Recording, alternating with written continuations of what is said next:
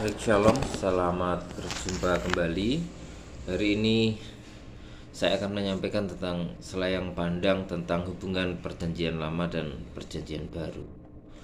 Jadi pemisahan teologi perjanjian baru dan teologi perjanjian lama terjadi pada tahun 1800. Jadi melalui karya pertama dari 4 volume dari Jus Lawrence Banner dalam bukunya yang berjudul Biblis Theologisch des Neuen Testament. Dalam perkembangan sejarah studi terhadap hubungan antara PL dan PB, pertanyaan-pertanyaan yang muncul adalah bagaimana hubungan antara perjanjian lama dan perjanjian baru. Apakah kedua perjanjian ini memiliki kontinuitas atau diskontinuitas? Jika kedua perjanjian ini memiliki kontinuitas, maka sejauh mana kontinuitas itu dijelaskan? Masih dalam pertanyaan-pertanyaan yang sama, apakah kedua perjanjian itu memiliki unisitas atau disunisitas? Nah, berikut ini ada berbagai teori yang coba diangkat oleh Hessel sebagai isu-isu utama yang telah dan masih diperdebatkan saat ini.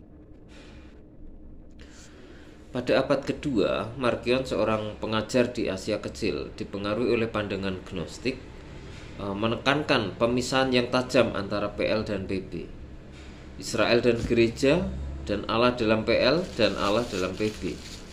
Markion berpendapat bahwa Allah dalam PL adalah pribadi yang berbeda dengan Allah dalam perjanjian baru. Nah, Allah dalam PL adalah pribadi yang kejam dan senang dengan peperangan dan pemusnahan. Sementara Allah dalam PB adalah pribadi yang penuh kasih dan belas kasihan terhadap orang berdosa. Selanjutnya, bagi Markion, Allah dalam PL adalah bukan pribadi yang sama dengan PB, melainkan pribadi yang lebih inferior, yang ia sebut sebagai demiurge, pencipta yang inferior. Nah, berdasarkan pemahaman ini, maka Markion menolak kitab suci PL, bahkan hal-hal yang memiliki hubungan yang dekat dengan kitab suci Ibrani dalam PB sebagai firman Allah yang kanonik. Selanjutnya, mari kita lihat tentang penekanan yang berlebihan terhadap PB tetapi kurang penekanan terhadap PL. Itu yang pertama. Jadi pandangan Markion yang menekankan superioritas PB mempengaruhi pandangan gereja dalam waktu yang panjang. Hal itu terefleksi dalam karya-karya beberapa tokoh. Di antaranya adalah Adolf van Harnack di tahun 1851 sampai 1930. Pandangan Harnack disimpulkan sebagai berikut. Pengingkaran terhadap perjanjian lama pada abad kedua adalah kesalahan yang telah ditolak oleh gereja. Mempertahankan PL di abad ke-18 merupakan bukti bahwa reformasi tidak mampu untuk menghindari PL, tetapi masih tetap mempertahankannya. Mempertahankan PL sebagai dokumen yang kanonik setelah abad ke-19 dalam Protestanisme akan mengakibatkan kelumpuhan bagi agama dan gereja. Itu Adolf van Harnack. Selanjutnya ada Emanuel Hirst.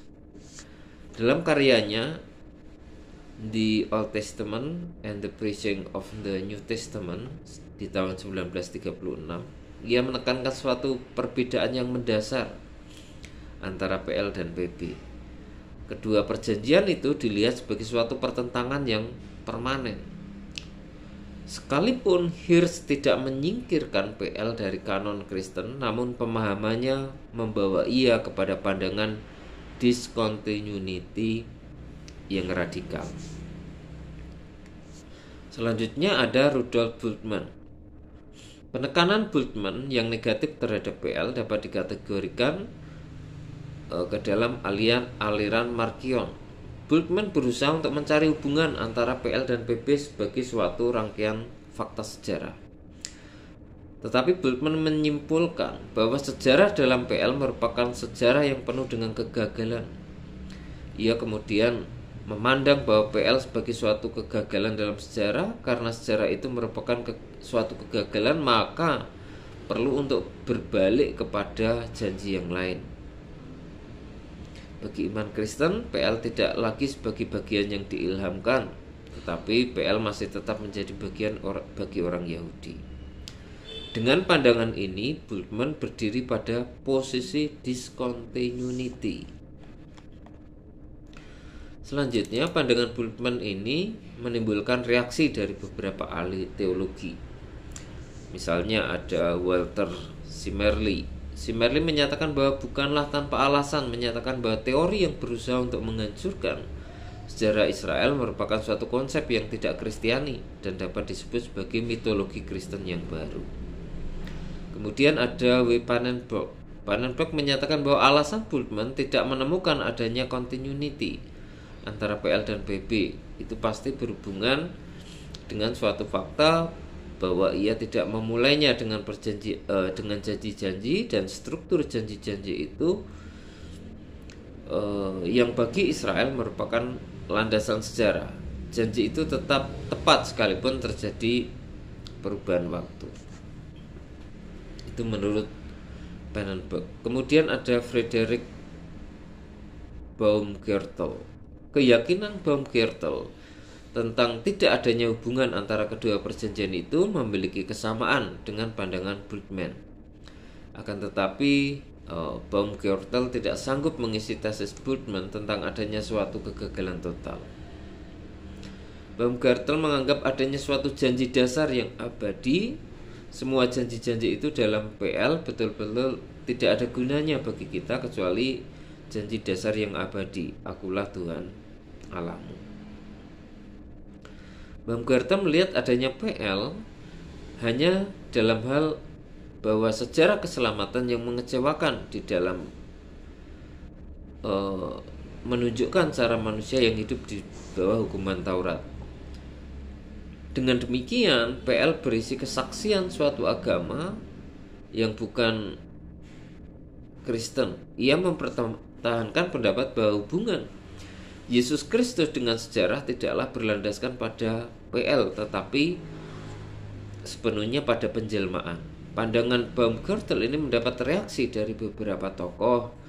Di sana ada Westermann. Westermann menunjukkan bahwa Baumgärtel akhirnya mengakui bahwa gereja dapat juga hidup tanpa PL.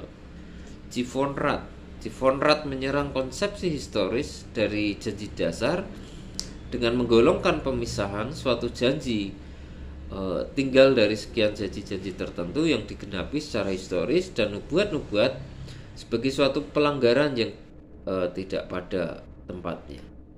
Kemudian ada Franz Hesse. Hesse adalah mantan murid Baumgärtel, membuat penyederhanaan yang sama dari banyak janji menjadi janji dasar yang tunggal. Nah, dalam PL janji-janji itu ditinggalkan karena ajaran Tuhan yang membuat Israel menjadi keras hati dengan memutarbalikkan firman Tuhan itu menjadi suatu peringatan dan kesaksian dialektis tentang tindakan Tuhan di Israel yang mencapai puncaknya pada salib Kristus. Hesse mengumandangkan penyempitan teologi yang paling tajam dengan PL dengan dasar bahwa data sejarah tertentu menurut dugaan tidak cocok dengan fakta. Nah, oleh karena itu PL hanya dapat bermanfaat bagi orang Kristen untuk menunjukkan kepadanya keselamatan yang terdapat dalam PB. Jadi kritik-kritik para tokoh yang ditunjukkan kepada Baumgärtel sebagaimana yang telah disebutkan di atas dapat berlaku juga pada pandangan Hesse.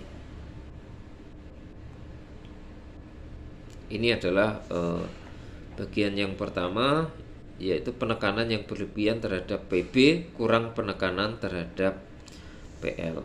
Nanti kita lanjutkan di bagian kedua, penekanan yang rendah terhadap PB, penekanan yang berlebihan terhadap PL.